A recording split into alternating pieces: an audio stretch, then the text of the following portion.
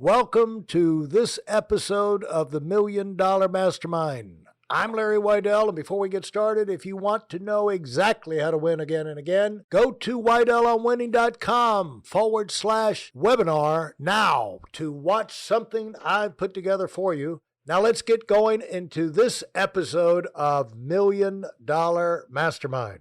I'm here with Jeanne David from California, the founder of cauliflower crust and sandwich thin phenomena called Outer Aisle Gourmet, and created something new and became in 2020 the fifth fastest growing company in California, and this year is on track for $50 million. She started out her working career, she was a personal trainer and then became mom and one thing and another. And so, Jeanne, glad to have you here and talk about turning that entrepreneurial switch back on. You said you're talking with one of your sons who said, do it, and talk about how you said your brain, you said no, but your brain, your subconscious said yes, and immediately started unfolding all kind of products and ideas and ways it could work.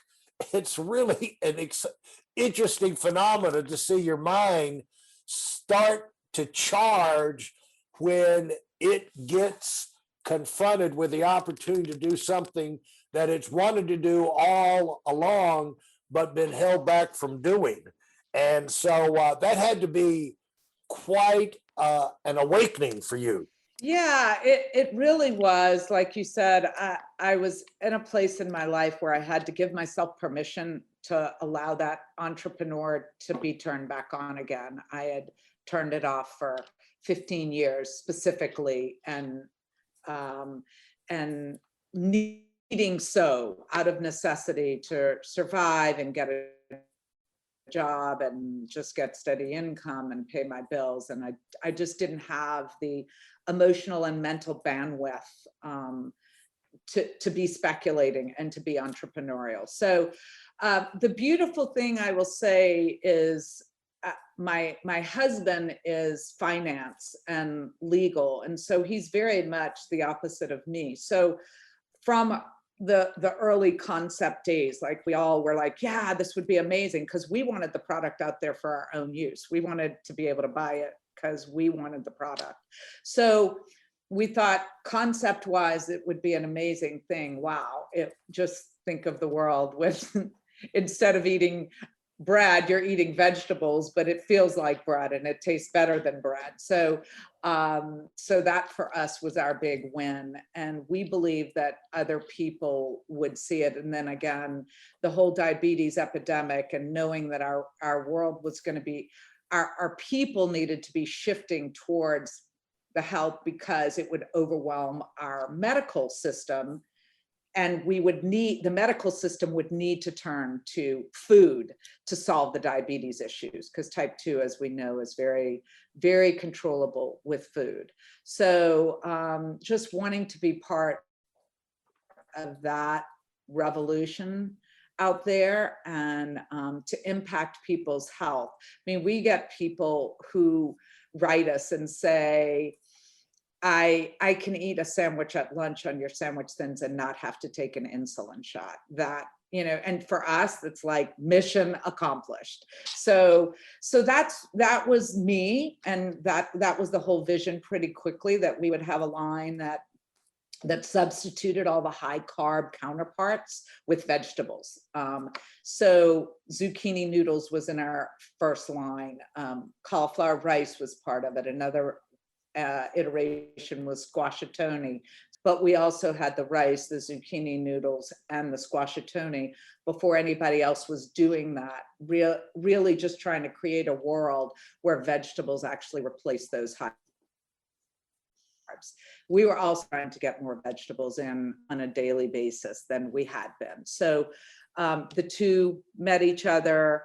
I was given the freedom and permission to go ahead and allow that entrepreneur mind to go and to see. So it was quite a different experience than in the past, because I kind of had the other skill set that is so necessary to an entrepreneur, which is the finance and the details of the business plan and the finance that allow a true entrepreneur to be successful. On our own, we're usually very vision forward, and for me it was very product centric. I definitely needed the balance of the finance, and then our son became the operations, which proved to be a really strong three-legged stool. So we were able to launch without a lot of capital and without a lot of resources, because we were willing to work. I was not taking a salary. Our son was paid pretty minimally, and my husband was a lawyer. So we were able to launch with a pretty strong founding between the three of us. Hey, listen, there's a lot of information online, but there aren't a lot of people who've actually done something. In my case, I've actually built a successful business that's accrued over $5 billion in assets under management and has done well even during trying times. Now, if you want to know exactly how I've done this, go to whitelmwinning.com/webinar now. I've compressed a decade of learning into 5 short weeks just for those of you who want to give yourself an incredible advantage and are tired of waiting and watching others move up. Did you outsource the, how did you get your first product made, and where did you get it sold in your launch? Well, really interesting story. When we were still in concept and R&D mode, I was selling to an R&D group. I created the product and immediately started selling it to people as true entrepreneur salesperson. So we immediately were selling it to people, getting feedback, continuing to refine the recipe, and a new gluten-free cafe had just opened, and they knew me and wanted to sell the pizza crust and the sandwich. They wanted to use our sandwich thins and pizza crust. And so they did. And the Whole Foods forager went in that cafe to eat and found our pizza crust and called me and said, hey, are you thinking about bringing this to market? I would love to bring this into our store. Can we meet? So yeah, that doesn't usually happen. But that was really, we weren't even ready to hit market yet, and she had contacted me. So the beautiful thing was that I got to work with, an industry insider on packaging. And I mean, we were having to set the market because nobody was doing this yet. Like, what is that price range that the market will bear for this product? It was definitely going to be more expensive than tortillas. We wanted to be in the refrigerated set because we wanted to be outer aisle, right? We wanted to be in the healthy section of the grocery store. So we had some parameters. We had some ideas about that. That whole outer aisle concept is, if you want to eat healthy, eat the outer aisle of the grocery store. So she helped us in all of that. And we hit market at a $6.99 SRP, and then competitor and low carb hit, and they were $2 above us. So, you just don't know what the market's going to bear until you have a little bit of traction. So, yeah, that was how we got into the market. And we were in those 4 stores, those 4 Whole Foods stores for a year, our first year. And what was she? Every weekend. And this person that found this, what was her real job again? She was, at that time, Whole Foods had what was called local foragers, where they would, the forager would go into the community to forage and find new products. Okay. That was her job. Yep. And then they went to statewide, kind of. Yep. Oh. Yeah. Huh. And so for you, what is this research? You said you had a R&D group. Immediately you were talking, what R&D group? So I created a research and development group, an R&D group, as I called it, of friends and friends of friends that Okay, so you wanted to buy the created that. product. Yeah. Yeah, yeah. So just word of mouth once a week at the beginning of the week and say, I'm taking orders, and people would say, I want a pack of sandwich thins, I want a pack of pizza crust. And yeah, it was that simple, but that gave us the feedback we needed. And it also gave us the production experience to kind of begin like producing and seeing what it would be like, and where we could bring where we could bring scale into it, and if we could scale it, because that was the question. Can we do this? Because these ingredients obviously are high quality ingredients. Can we do this and have, the margins we need to successful business? So, okay. How did you go about creating that research and development group? You said family and friends, and you got people and sold them on the idea of helping you figure this out. And were you selling to them? Were you giving it to them? Yeah, no, I was selling to them, Uh-huh. and they were simply giving me feedback, but I was starting to sell the product more because people would want the product.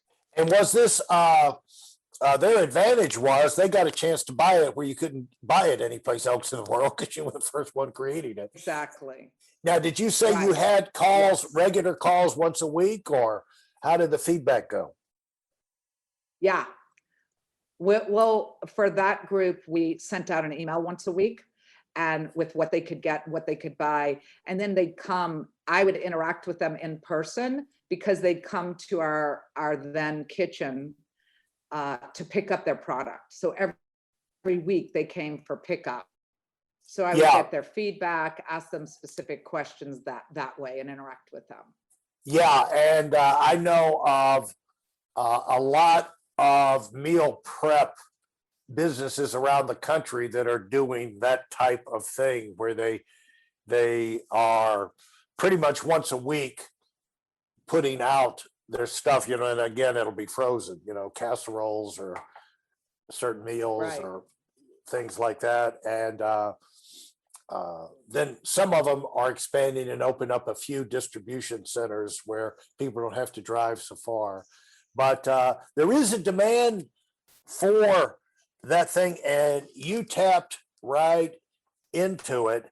But that was pretty clever, putting together your own research and development group. Yeah, I guess that's just one of those entrepreneurial things. It seemed like, okay, this is what you do. This is how we'll start. This is how we need to start. It was very intuitive to me.